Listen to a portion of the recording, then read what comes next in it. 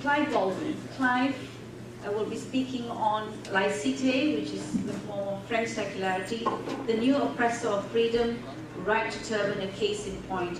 Clive is very, very familiar with the European Court of Human Rights.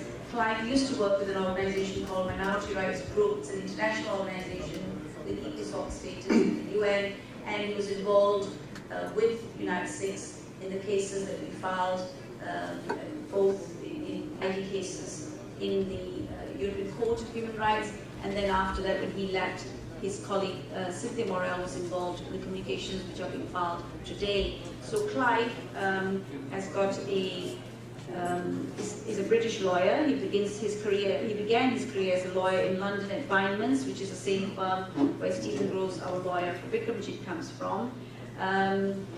He then worked for several years with the OSCE in Kosovo on human rights and the rule of law issues before spending 5 years at MRG, that's Minority Rights Group, as the head of litigation. Clive, if I may ask you to deal with this question or in amended form of the question on Laicite, the new oppressor of freedom. Thank you very much. And I should also add, from my time in Bindmans, my training partner, the guy who trained me as a lawyer at that time, was Steve Groves. So it's like coming back to old times. This picture is no longer up there. Would it not be good to have your former teacher looking over your shoulder as you're speaking about law? Thank you for this. I was also told I could change the title of the topic, so I took the lawyer's privilege to do so.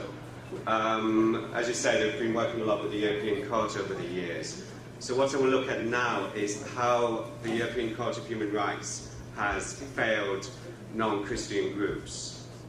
Just to put this particular case in context at that time, which I think gives also ideas about how to deal with it in the future.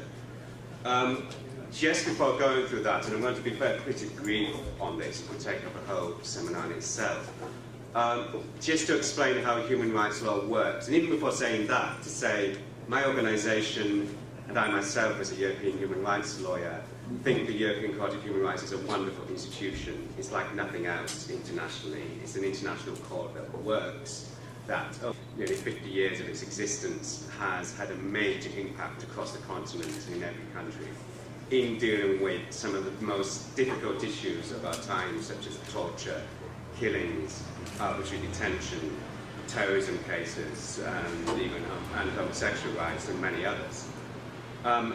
But, I have to say, despite that, and with reservations because we rarely do it, but on the issue of freedom of religion and on non-discrimination, and particularly when it comes to non-Christian religions, the European Court of Rights has failed and is continuing to fail to even understand the issue, let alone go around protecting it. And I'll show it in a couple of cases, but going back to how human rights law works and how the European Court has actually made sure it works and is effective, is that you have the principle, you have a freedom of religion. That's interfered with, and it's usually quite obvious when it's been interfered with, in an individual case on a large scale. It's for the authorities, it's for the government to justify why it was doing so. And the bigger the interference, the higher level the justification has to be.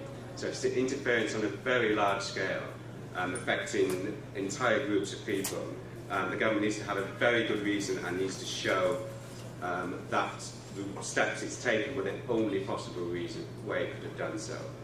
That's how the European Court has worked, and that's how it's been very successful. But for non-Christian religions, it seems to have moved the goalposts, it seems to have shifted it the other way. So it's the religions themselves that have to justify what they need. 3 examples. In many cases of closing down political parties by the state, in fact by the army, have been against Turkey, but the army is very strong.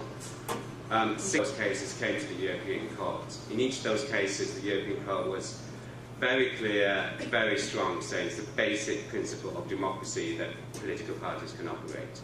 In each of these cases, they said, can the Turkish state show why they need to be closed down, and that essentially that these are violent parties that incite violence. In none of the cases that the state could. 17th case came, almost the same as the others. In that case, the court gave the state the benefit of the doubt And that's because the party they closed down was a nominally Islamic party. But in that case, the court said, oh, as we can see that Islam may be a threat to democracy. It's very unfortunate wording at that time. But it was essentially for the party itself to prove it wasn't a threat to democracy in that case. This is from a country and a continent as well, where there are many countries which have Christian Democrat parties and parties with a avowedly Catholic root which are still Democrat. But for Islam it seems to be different. This was one of the first cases on it, but they follow a pattern. This was then followed, and I don't need to go into all the details because Steve was telling you about them earlier.